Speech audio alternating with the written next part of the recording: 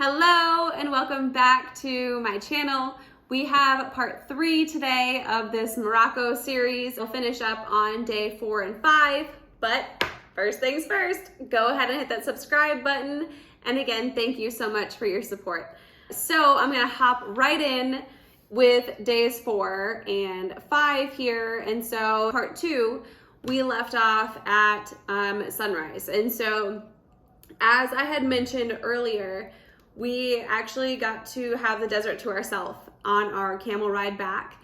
It was just me and Ty, and we chose to ride them back again because, again, I just couldn't get enough. And because Ali had offered to come pick us up so we could get started on our drive right away, because day 4 we did have a very long drive.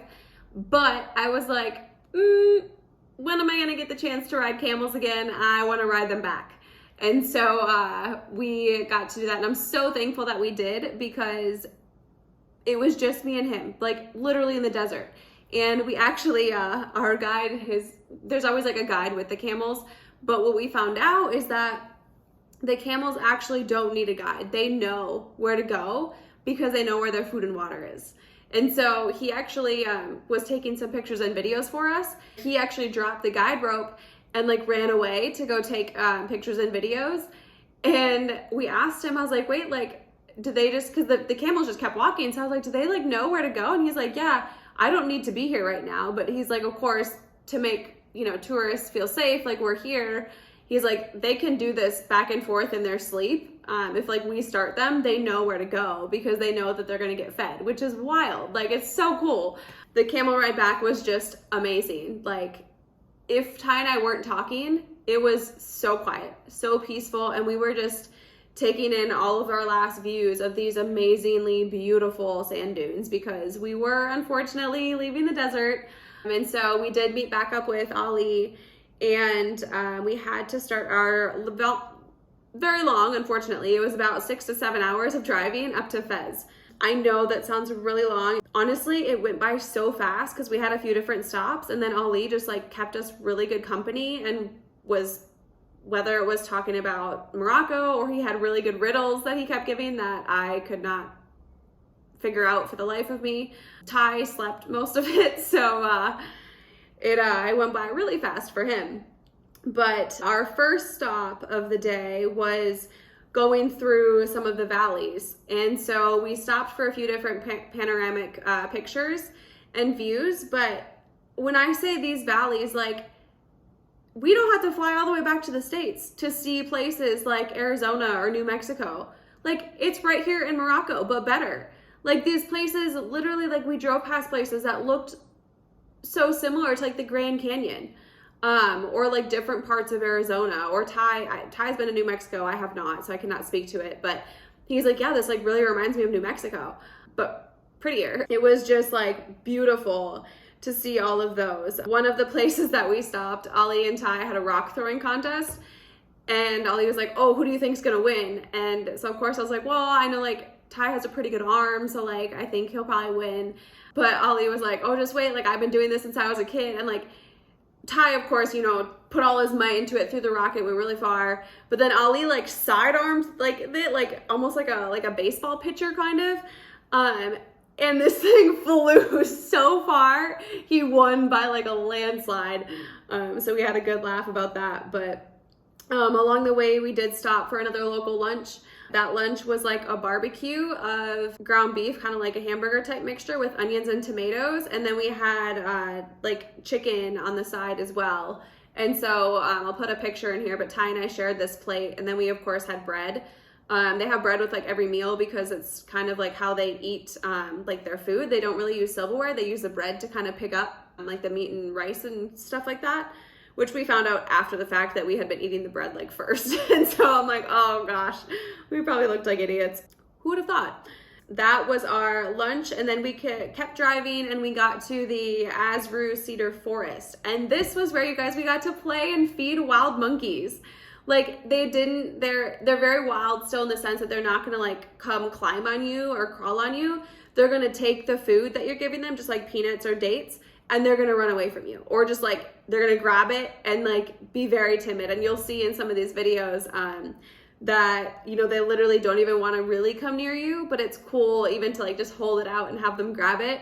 And so we probably stayed there for a good 30 minutes, if not longer than that, just like trying to play with them, even though they kept like running away from us. That was the cedar forest. And then the next stop was Ifrin. And that is what they call the Switzerland of Morocco. And you understand why once you get there. You're like, how can there be a place like Switzerland, you know, like in Morocco, in like the desert? Well, I don't know how, but it is. It's so great. Like, well, and first of all, Morocco, like you think of some African countries and you think it's like desert. There was so much greenery. Or like, for example, when you see Arizona, like, no offense to my friends in the States, but like, it's not really green. Like there's really no green there at all.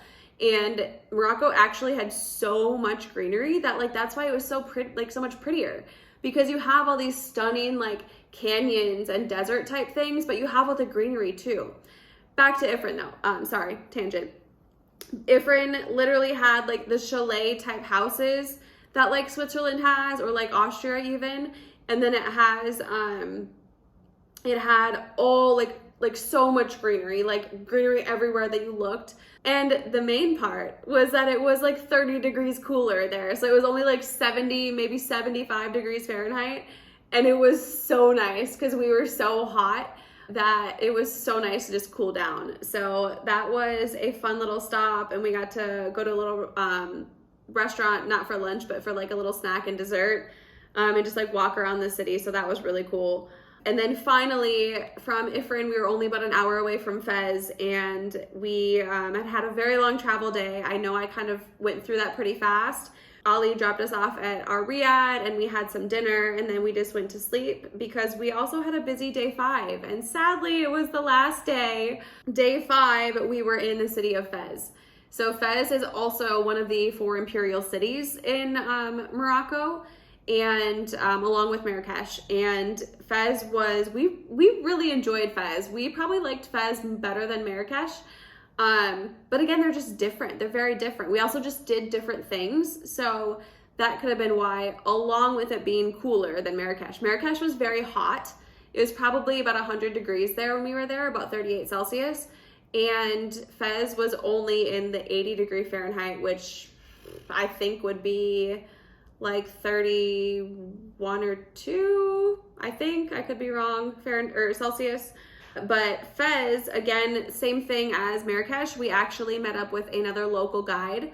And so we did have a super sad goodbye to Ali the morning of our last day, because he was handing us off to the local Fes expert, and then they were going to bring us straight to the airport, since our flight had left at 5 p.m. and our tour was going to take most of the day. And so, not gonna lie, you guys, I was so sad to like leave Ali, to leave Morocco, to leave our experiences. I just did not want to leave at all. Hassan was our Fes guide, and he was amazing. We also had another guide too that was like the driver, and I cannot remember his name right now, so I apologize on that. But Hassan was the one that was pretty much with us the entire day. And so we started our Fes tour learning about the 3 different parts of Fes. So the names are very unique.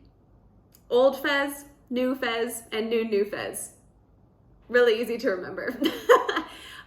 Guys, New Fes, kid you not, looked like the States, if not cooler than the States. Like the buildings that were going up there were so modern. The house, or like the apartment buildings, looks like something you'd see that was like a brand new building in the States. It was so cool to see that. And then to also see, you know, Old Fes, which is the, you know, the oldest part of the city that was built first. And it's still one of the biggest areas that you cannot drive cars in. And so you have, because it's on like this hill, and I'll insert a panoramic of Fes, it's on this hill. And so you have literal donkeys, like helping to bring products into like the stores, because it's just crazy. And so you literally have to like be walking, and like our guide would be like, okay, like move over, like get to the side of the wall, because like a donkey would be coming through. But anyways, we started our walking tour of Fes by going to the King's Palace to see the 7 golden gates. So again, sorry for the super fast, poor video, but the 7 golden gates are these 7 golden doors, and they're stunning. They're obviously gold, and they have beautiful, beautiful mosaics around it. Again, I mentioned the mosaics in the first video, but like they're everywhere and they're just so beautiful. After the 7 golden gates, we walked through the Jewish area very quickly and just saw how the houses were different there and how they had patios. But we also stopped in a few more spots, and then we drove up to the old fortress viewpoint. There was like I forget the directions. I think it was north and south, or maybe it was east and west. I don't remember. They were across from each other, and it had this stunning panoramic view, like that video I showed earlier of Fes. And so you can see Old Fes, and then you can kind of see New Fes, and then like you can't really see New Fes, but like you just know it's in the distance. And so that was, I keep saying everything was cool, but it was. The next 2 stops were really, really fun. We went to a mosaic factory, and we got to see each step of how you make mosaics. And so the first step was this guy making these pieces. Of course, he's making the smaller ones, but as you can see in the video, he was doing the wheel with his foot, whereas in the States, if you know they have couples pottery classes or whatever, or if you're taking an art class, you just have a pedal that you push. The fact that this guy was not only pushing his foot on this wheel to keep the thing spinning super fast, while doing these perfect pieces, and then like cutting it with that wire thing, so he could have done it with his eyes closed and just like in his sleep. We were shook. The next part of the tour that we went to, and I wish I had taken more videos instead of just pictures, it goes over to the group who paints and who designs, and it's all hand paint. We just got to see them doing all these designs, and just like so easily, and it looks like they're intricate designs. It's like they're not following a template, they're not doing a stencil, it's all just from their hands, and like they're beautiful. And so the pieces that were like bowls and plates and stuff they were painting, but also they were painting just these square blocks, because obviously mosaics are all these little pieces put together.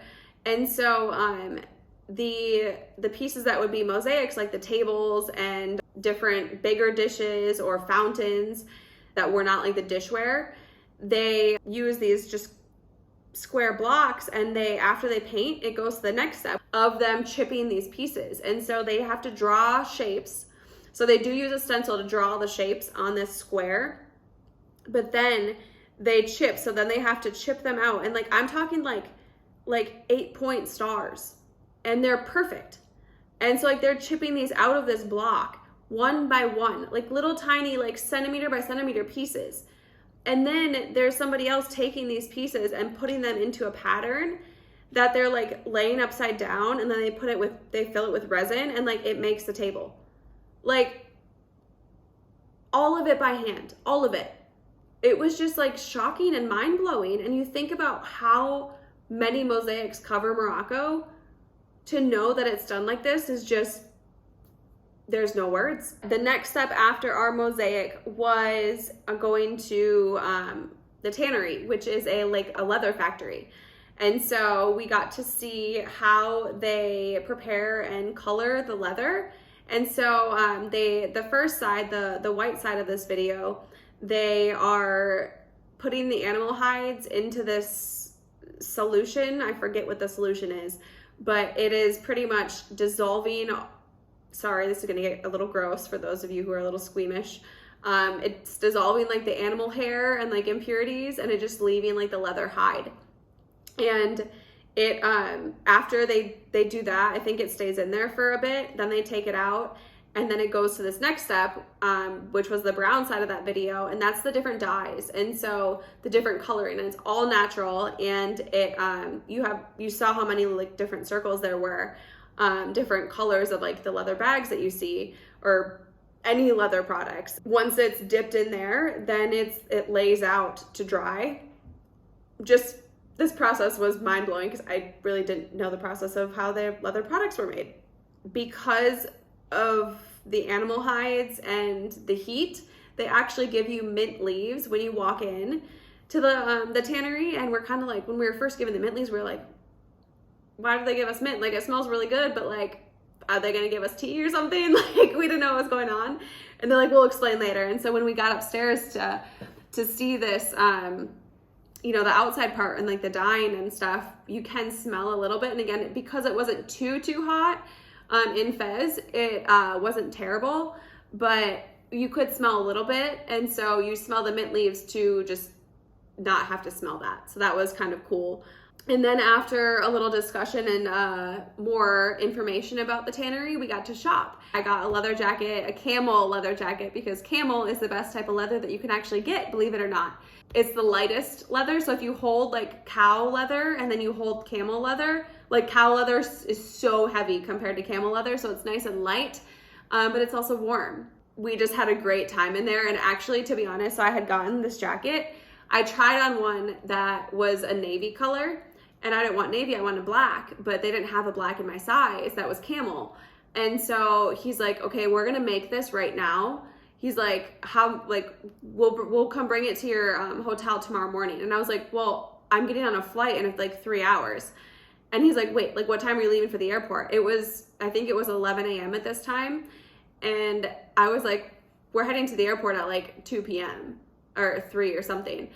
And so we brought our guide over and they were talking, and he's like, okay, we're doing this. He's like, I will have it ready to you before you leave for the airport. He's like, we're going to make it right now. And then we're going to bring it to you. And I was just like, what is this service? Like, they didn't charge me anything more, like just crazy. So that being said, we went to a few more stops in between. We went to some mosques. We saw one of the oldest colleges.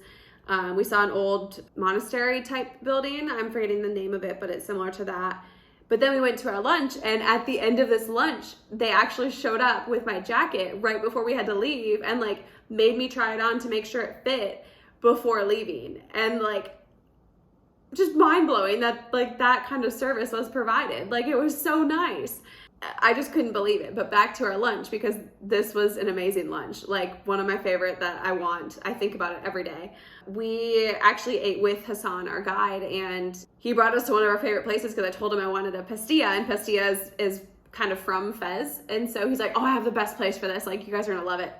And so we actually got like a 3-course meal, and the first part of the meal was Moroccan salads. And so we're like, oh, they're just gonna bring out like, you know, like the normal like tomatoes or whatever. No, look at this picture. They brought out like 9 different salads, and I forget, but it was like different kinds of carrots and beets and potatoes, tomatoes, and I can't even remember without looking at the picture right now, but I could have ate everything. Like, I could have cleaned all those plates off. It was so good, but I knew I had my pastilla coming, so I didn't. But like, I still think about those salads to this day, and I still actually looked up recipes for some of them and want to make them because they were so good. But my main meal was the chicken pastilla, of course. And so what it is it's like this like circular thing, and it has like powdered sugar on top, but it's chicken and like onions and a really like yummy sweet mixture inside, kind of. I think it has dates inside too, and some almonds. I don't really remember, but it was just so good. I loved it. I actually need to make it here, or try to make it here, because I loved it so much. After the meal, Ty and Hassan got the same thing. They had like, I think just chicken tagine again. And after the meal, then it was our 3rd course, and that was like dessert. And so they brought out this massive fruit platter that, I don't know why, but all the fruit just tasted so much better there too. Like, the melons were so yummy. I'm still trying to find this certain kind of melon in Italy. I just think it doesn't exist here. But it was so good. And then they brought little almond cookies. That meal was just fantastic. Unfortunately, you know, I had my leather jacket. We had our stomachs full, and we had a great day in Fes, but it was time to head to the airport to go back home, which means that it was the end of our trip. This will be the end of the video. I know, guys, sad. There's not going to be a part 4. Just kidding. You're probably super tired of hearing me talk about Morocco. But I really, really, really hope that these 3 videos have inspired you to not only visit Morocco, but just to learn more about their culture, because it was just so amazing. The people there were so amazing and so kind and just so like loving, that we just had such a great time and cannot wait to go back. So again, our tour company was Positively Morocco Tours, and they were the best. And so if you have any questions on the tour or anything Morocco, I would love to talk with you. Look forward to more travel videos coming. But again, make sure you hit that subscribe button and we will be seeing you soon. Thanks for tuning in.